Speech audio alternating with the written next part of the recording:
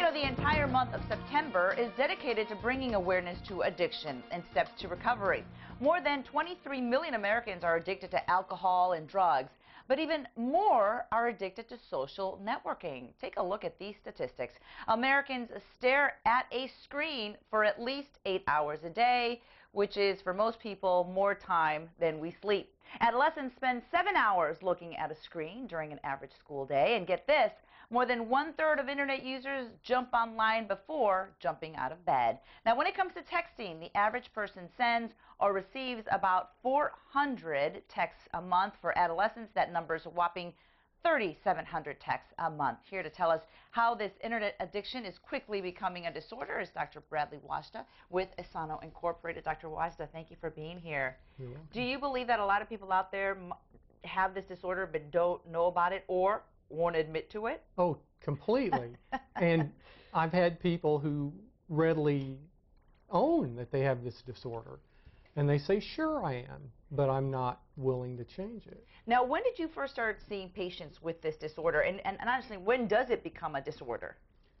Well, next year, the DSM-4-TR, which is really the book that defines psychiatric disorders. It lists the disorder, it lists the symptoms, will come out with an experimental category for internet addiction disorder.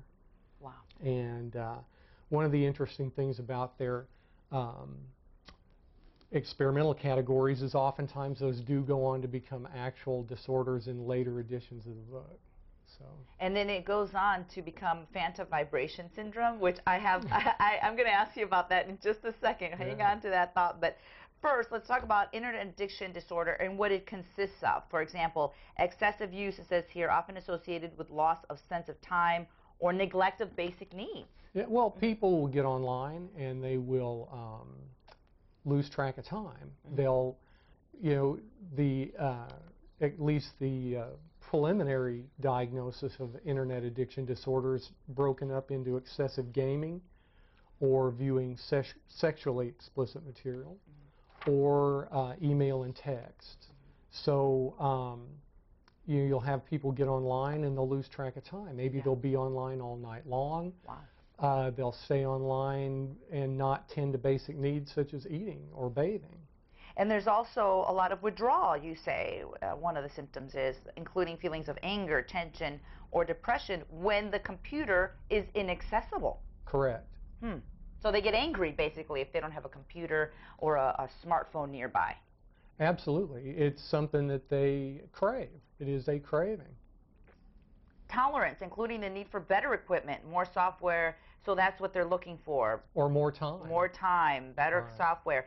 There are negative repercussions, including arguments, lying, poor achievement, social isolation, and fatigue. So arguments with your significant other or even children, getting impatient with them maybe, is that a symptom? Well, lying about your use.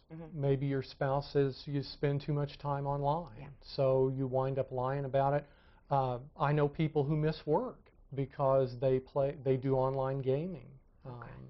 So is it the games that people are addicted to? Is it Facebook? I think a lot of people are addicted to Facebook, honestly.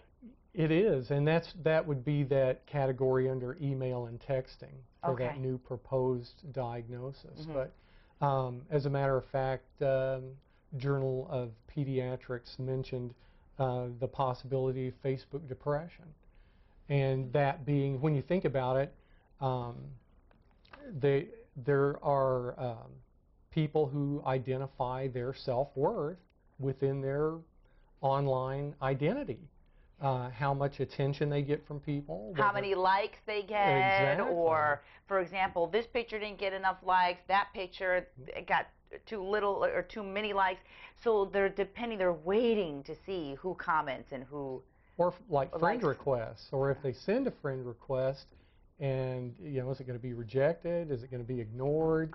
So there's a tremendous amount of their self-worth tied up in that. Yeah. So is there treatment for this? Because I assume, yes, it does lead to arguments and a lot of, especially with someone who may not be as addicted to Facebook maybe as they are. Absolutely. Yeah, you would. It is considered a compulsive, impulsive type of disorder, and there's therapies and medications that are used for those types of illnesses. And can we? That would be something that you would deal with the patient. Would it be considered maybe depression? Would they take some sort of medicine for that? Well, what's behind, or at least what's postulated to be behind, addiction and craving is excessive dopamine production. You've heard of endorphins. When runners, when they run, they release endorphins, and it's the body's own opiate.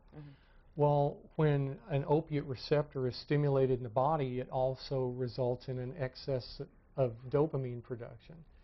And they believe that that's behind a lot of the cravings and addictions that people experience. Could it be that they're just bored? They need to find something better to do? Well, boredom, but again, it goes beyond that because they tie up their identity in this. Yes. This becomes, well, in my opinion, I've seen people who have given up actually accomplishing things in real life because they're accomplishing them in the virtual world. Well, so when you notice that is starting to happen, then you should know there is a problem. Okay, going back to phantom vibration syndrome. Yes. You brought that to our attention in our notes. What is that exactly? Well, you have the perception that your phone vibrated, and so you've got a message. You need to check it, either email, text. Or while you're driving, which is the worst. Absolutely. And, I'm here to tell everybody that I've experienced that. 2/3 of people who use telephones for texting or email experience that. Wow. Okay, so that's when you think that your phone is vibrating when in fact it's not. It's not. You'll feel that vibration. You'll look at it.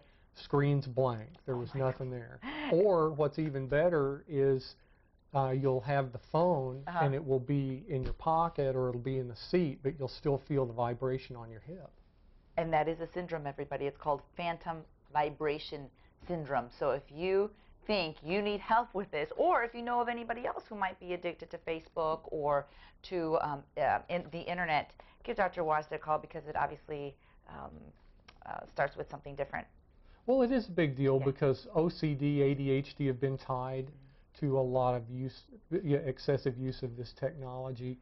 There was a study done, I believe it was Missouri State University, that found 30% of teenagers who had a lot of face time with the internet are depressed. That's not good, not good. 209 or 559-999-9514. That's the number to the Herndon office.